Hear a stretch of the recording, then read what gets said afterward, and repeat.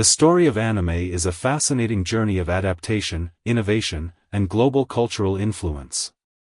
It spans over a century, evolving from a fledgling, resource-poor industry into a dominant force in global entertainment.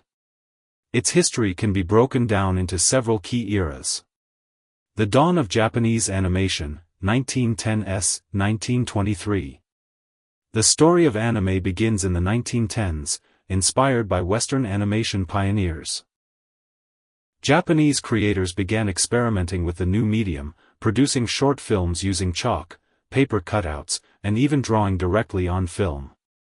The first generation of animators included Oten Shimokawa, Junichi Kauchi, and Sitaro Kitayama. They are considered the founders of Japanese animation. For decades, most early works were lost. However, in 2005, a 3-second film strip called Katsudo Shashin, Moving Picture, was discovered in Kyoto.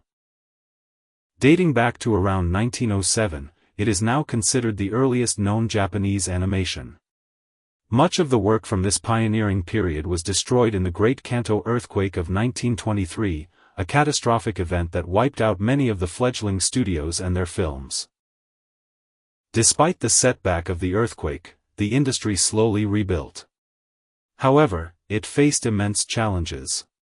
Japanese animators struggled to compete with high-quality, inexpensive imports from Western studios like Disney. To save money, many studios used cutout animation instead of the more expensive cell animation. This resulted in work that was often seen as derivative and less dynamic than its Western counterparts. As Japan's militarism grew in the 1930s, the government began to exert control over media. Animation was increasingly used for propaganda and educational films to promote nationalism and support for the war effort. During World War II, the first Japanese animated feature films were produced.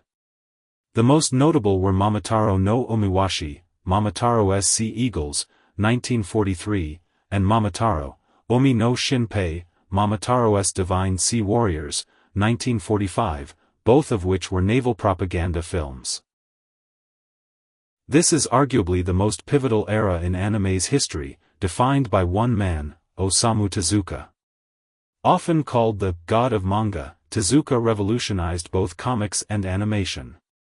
Tezuka, a trained medical doctor, brought a cinematic style to manga, using dynamic angles, close-ups, and long-form storytelling that was heavily influenced by Disney films. In 1961, Tezuka founded his own animation studio, Mushi Production. In 1963, the studio released Tetsuwan Atomu, better known in the West as Astro Boy. To make a weekly TV series financially viable, Tezuka pioneered a model of limited animation. This technique used fewer drawings per second, relying on strong character designs, held poses, and reused animation cycles to reduce costs. This budget-conscious model, born out of necessity, became the defining stylistic and economic blueprint for the entire TV anime industry. The success of Astro Boy opened the floodgates. The 1970s saw the rise of distinct genres like mecha, giant robots, with shows like Mazinger Z, and the development of other iconic series like Lupin 3. Pretty girl wanna roll with a teaser, so I made her coffee and teaser. What's in it? She Khadija. We go on Sunday night Medina. Baby was a diva, never leave her, can't believe her. She deceive her, send it east, so I call her Eva. Baby girl, your action, big time, give me a fever. New girl kiss to my heart, oh Keisha. What you mean, Amina?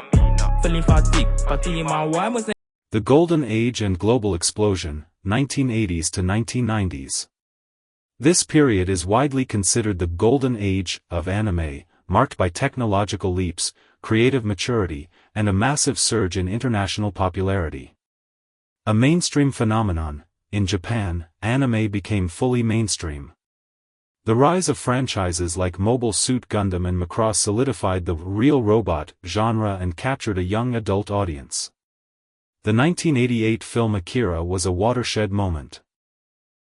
With its astronomical budget, hyper-detailed animation, and dark, complex cyberpunk story, it shattered the perception of anime as simply kids' cartoons, and became a global cult phenomenon. The 1990s saw anime become a staple of international television. Series like Dragon Ball Z, Sailor Moon, and Pokémon became worldwide phenomena, introducing a generation of Western viewers to anime through TV blocks like Cartoon Network's Toonami. This era also saw the rise of critically lauded, psychologically complex works for older audiences, such as Neon Genesis Evangelion and Cowboy Bebop. 恐ろしいのは特に日本人の場合ですね、よく言われてることは、つまり日本人は管理社会が非常に徹底していて、全てこの団体でこの行動する、あるいはその、一つのその方向にですね全部そちらへ向いてしまうという性格がどうもあるようなんです。でこれがそのロボットに非常に似てるんじゃないかということなんですけどね。一番大きな非難はその日本人はクリエイティビティがない、つまり全てイミテーションであるということですね。で僕は今まではそうかも分かりません。つまりそのいろいろ海外のその文明を日本にその持ってくるにはですね、日本の方はそれを鵜呑みにして真似するということが一番簡単なことだということがその、もう何て言うんですか、もう常識みたいになってたわけですけど、これからは日本人のクリエイティビティというものがすごく尊重されるというよりもそれがその発揮できるんじゃないかと。